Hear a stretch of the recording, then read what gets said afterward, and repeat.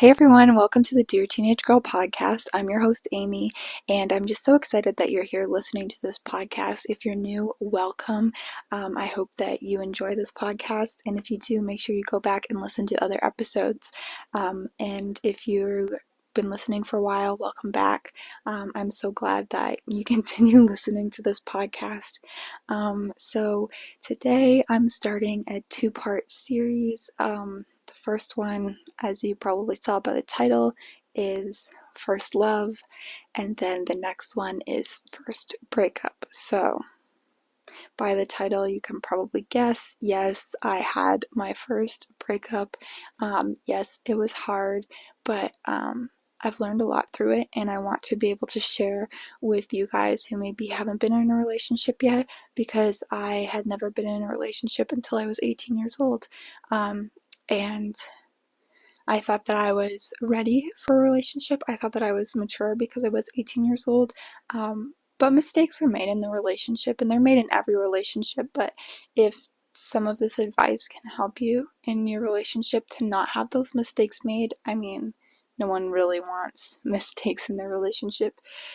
And I feel like, for me anyway, I wanted my first relationship to be that fairy tale relationship where it was my first love and my last love. However, that's not the case, and it's not going to be the case for everyone. So I wish I could bring good news. It's like the first person you fall in love with, the first person you kiss, is going to be the last person you fall in love with, and is going to be the person that you're kissing when you're 90. But unfortunately, that wasn't the case for me. And so I just thought I would just share a few things that I've learned from it. So, number one, when you're getting into a relationship, I've preached on this so many times that you need to have standards. But you need to make sure that you uphold those standards throughout the relationship. I know for me, I had standards going into the relationship, and I was like, oh my goodness, this guy meets all my standards. Like, he's the one, he's perfect. But as the relationship went on, I think you get comfortable with each other, and I'm not saying like it's all the other person's fault. Like, I know that I've made mistakes. I'm not trying to blame anyone, but just what I've learned is that a lot of the times, a lot of the standards slip.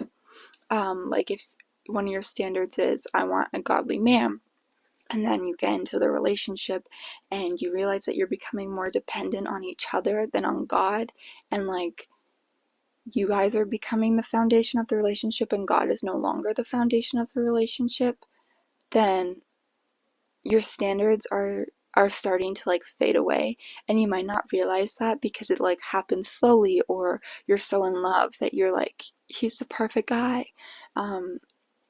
He met all my standards when we first met. I just want you to write down your standards. I've said that, but don't throw away that list of standards just because you're in a relationship. But I would say keep going back to that list of standards and keep like really being real and honest. Is he checking out these standards? Because if he's not, then there needs to be a conversation. I'm not saying like if he's not meeting your standards, then immediately break up. But there needs to be a conversation like, hey, when we first met, we were both in a good place in our relationship with God. But as our relationship is going on, I'm finding that we're more dependent on each other than we are on God, and that's something that needs to change. Or maybe it's like, hey, when we first met, I told you that my love language was words of affirmation, but now I'm not getting that at all. All I'm getting is like physical touch, and that's not making me feel loved. Or just like different things like that. Like, I'm not thinking of anything super specific right now, but just like make sure that you're really like looking at your standards and making sure that they're still being met throughout your relationship. Because just because a guy is getting comfortable and he's not meeting those standards doesn't mean he is automatically not the one, or doesn't mean he's a horrible guy. Like, I think that like both of you are getting comfortable in the relationship and might not be putting in as much of an effort, and I think that that's natural in a relationship, because it's like you're not having to woo the person anymore, you're not having to win the person because you already have your partner, but make sure that you do have that conversation and make sure that they are meeting all your standards throughout, because there is going to be someone that's going to meet all your standards throughout the whole relationship. And I don't want anyone to go through a breakup. Those are hard. But make sure that you're not putting yourself on hold for a relationship. Make sure that like your needs are being met in the relationship, because that's not selfish, that's a relationship. A relationship should be 100 100. And if you're working hard to meet their needs, then they should also be working hard to meet your needs. And if you're like convicted by this and like, hey, maybe I haven't been working as hard as I should be to meet their needs, then you should also be doing that. Because a relationship is a commitment, and it's going to be work, and it's not going to be easy. And the honeymoon phase may be easy, but you're going to get out of that honeymoon phase real fast, and you need to be able to work for your relationship. So that's kind of what I have for standards. And then that kind of goes into rose-colored glasses, that in your relationship you're going to have rose-colored glasses on. But in that, make sure that you have someone to keep you accountable. I was always the person that's like, I don't want to be in a relationship that other people don't like. Like if they're like, hey, this relationship's really not working for you, I want to know that. I have seen so many relationships where it's like, I haven't said anything because I didn't want to break a friendship. But there has been relationships where I've seen and I'm like, those two people should not be together. They're not beneficial for each other. They're not growing. They're like tearing each other down, or it's not a healthy relationship. So it's like, I was always someone that wanted someone to keep me accountable and say, hey, Amy, I've noticed that in this aspect of your relationship, like this is wrong. And I think that you need to talk about it, or you need to get it fixed or changed. And so I did have those people in my relationship. Make sure you have someone in your relationship that you can go to, not to like gossip about the other person, but for them to pray over your relationship and for them to build you up in the Lord through your relationship. And I'm so glad that I have had those people, especially when I came to university. I had some amazing friends, and I think it was hard because they didn't know the full story. They didn't know my boyfriend as the amazing boyfriend that he was. They only saw his flaws because they saw me in tears because of what had happened. And so I think that was hard, because it's like all their advice they were giving to me was good. And it's like, now being out of the relationship, I'm so happy that I had them to keep me accountable and for me to realize that how I was being treated wasn't good for me. And coming out of the relationship, my rose-colored glasses came off, and I realized, I didn't like this about the relationship, this, but I was letting it happen to me because I was comfortable in the relationship. I was scared not to be loved, and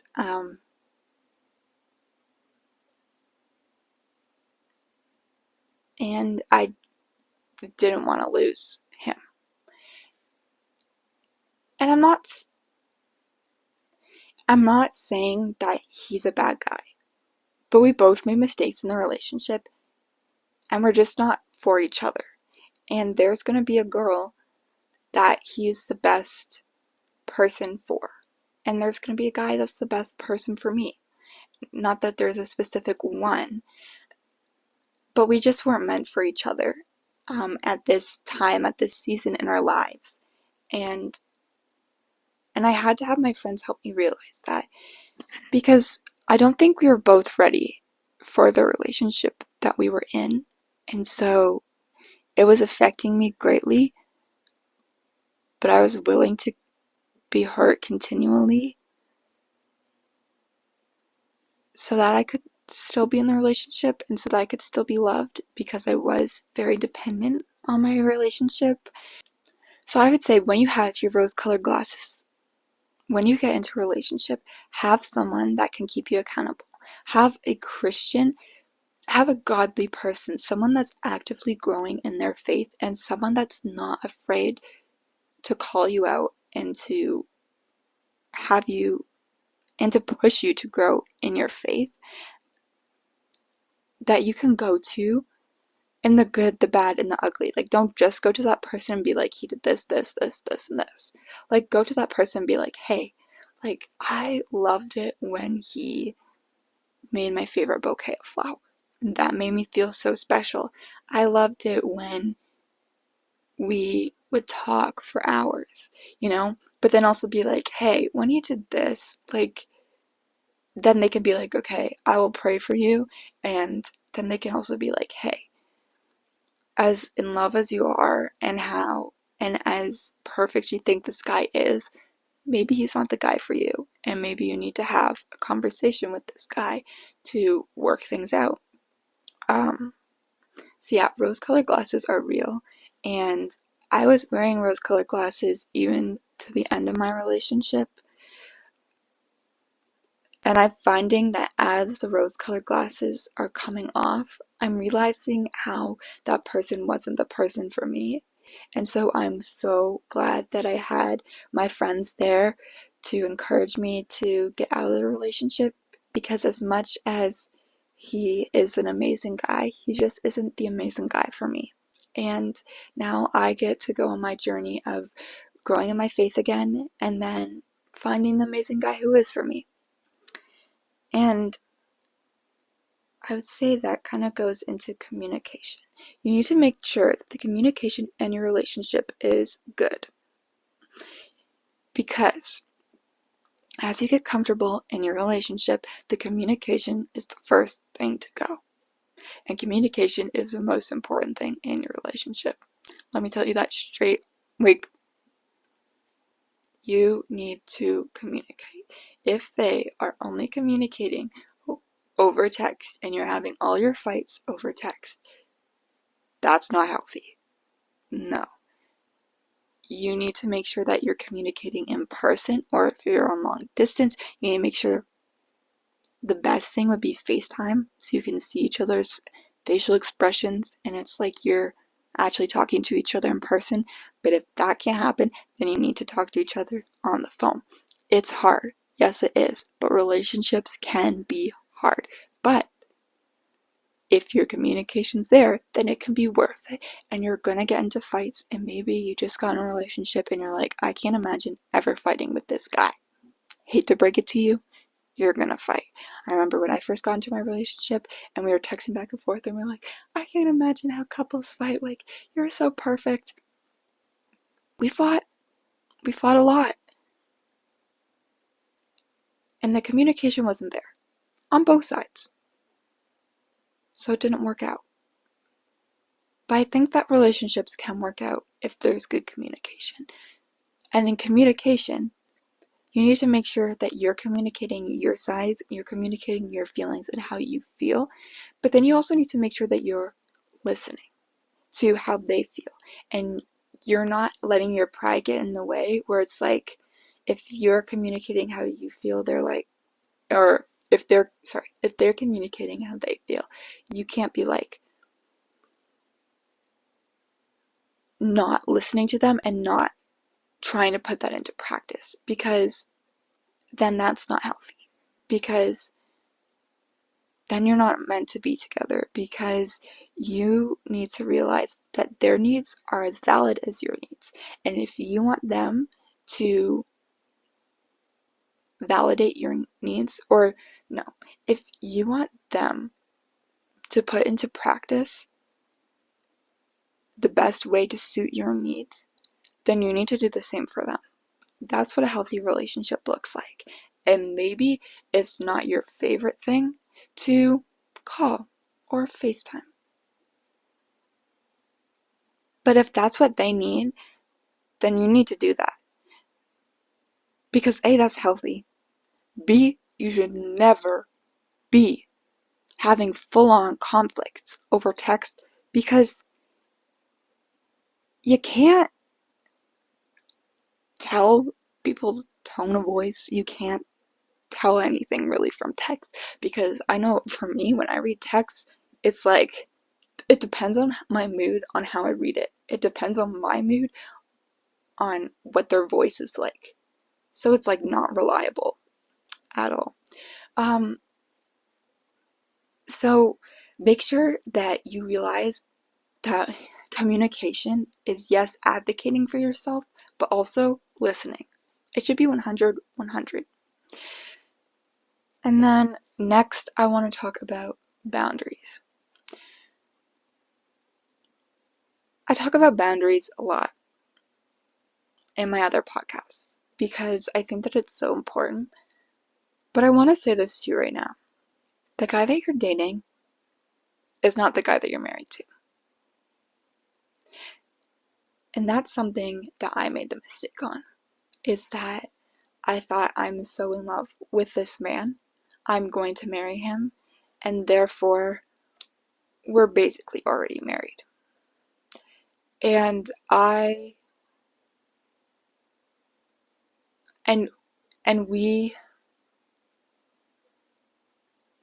had, and there were boundaries, made in our relationship that weren't held to.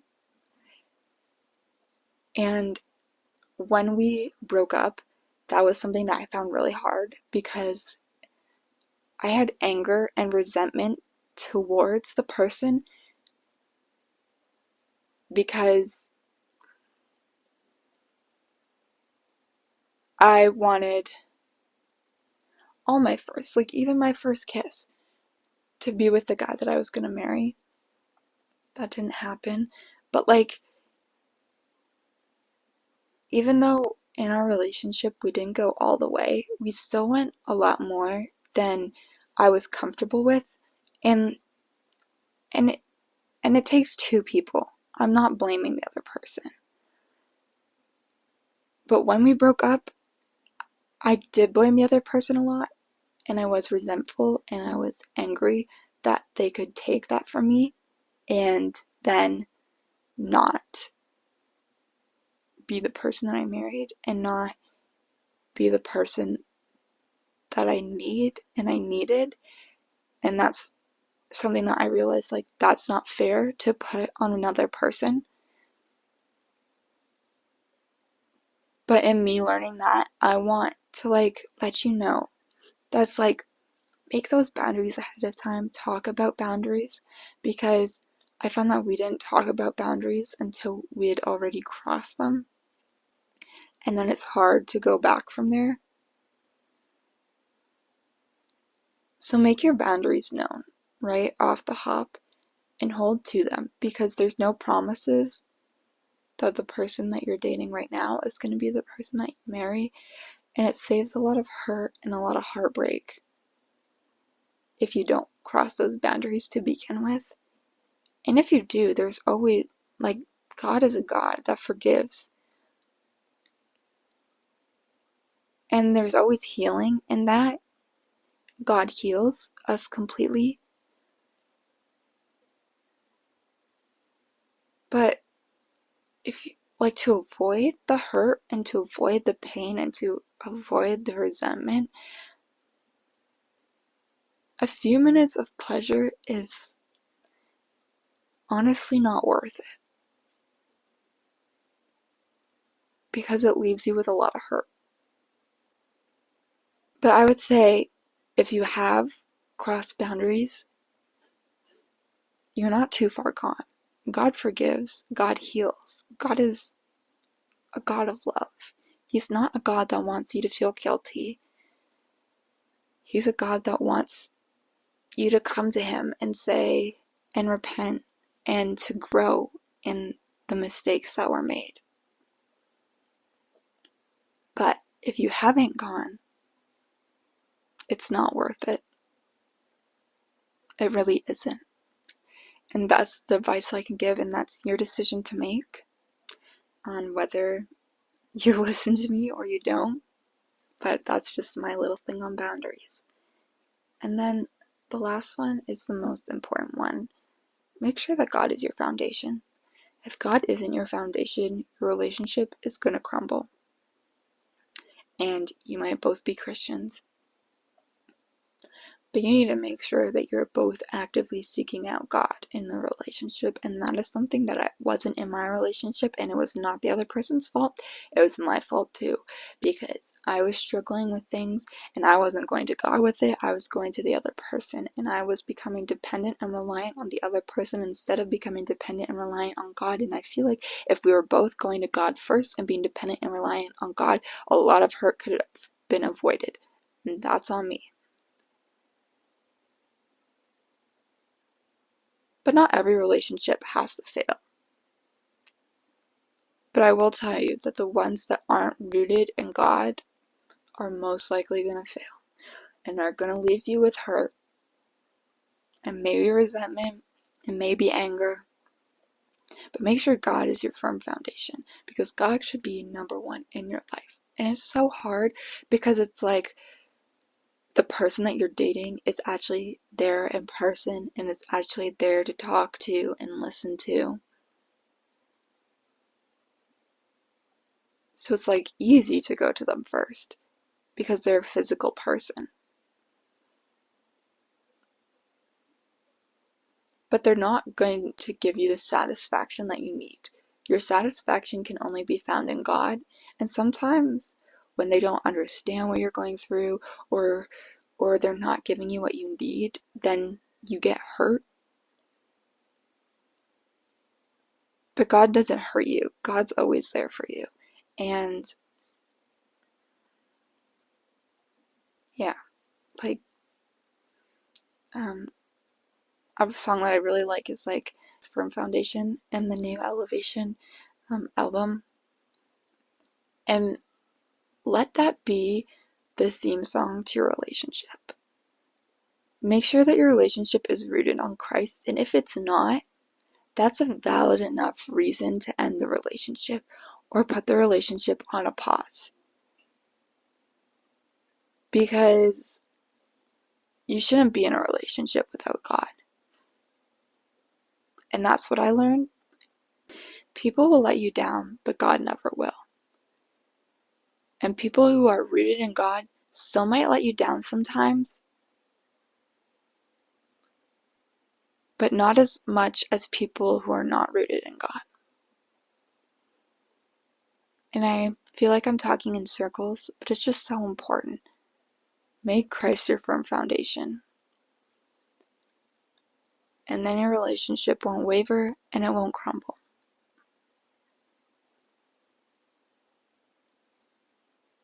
And if it's not your firm foundation, and if it's not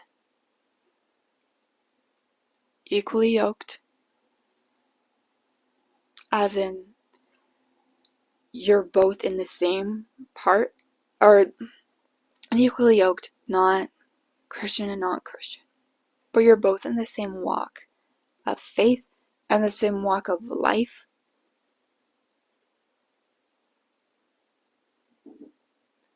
that is a valid enough reason to end a relationship. Or, like, I wouldn't say just go like, hey, this is over. Christ isn't our firm foundation.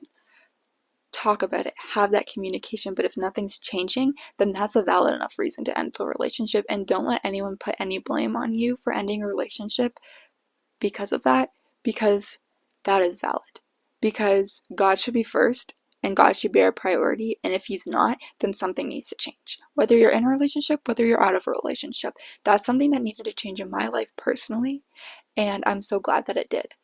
I'm not glad a breakup came because of it, but I'm glad that I now have the time to put God first in my life, because I was missing that and I was needing that, and my life got really crappy because he wasn't the firm foundation in my life, because I didn't have God really in my life at all, because I kept on pushing him away.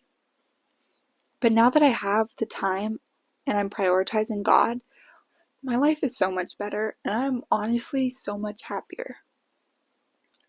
And it's so worth it. And honestly, in this, I hate that I had to go through heartbreak But if it can help anyone that's going into a relationship or just got into a relationship or that has been in a relationship for a while, if it can help anyone, then it's worth it to me. And so that is the episode for today. And it was kind of like, actually it was kind of like both kind of combined. But your first love is special, and your first love is going to be someone you remember for a long time. And your first love is going to be the person that you want to marry. But I would just say take all these things into account for your first love and for your first relationship, and it will really benefit your relationship and help it to flourish, so that maybe it can be the last relationship you're in, because it lasts for life. I don't know. But thank you for listening to this week's podcast episode, and I'll see you next Wednesday. Bye.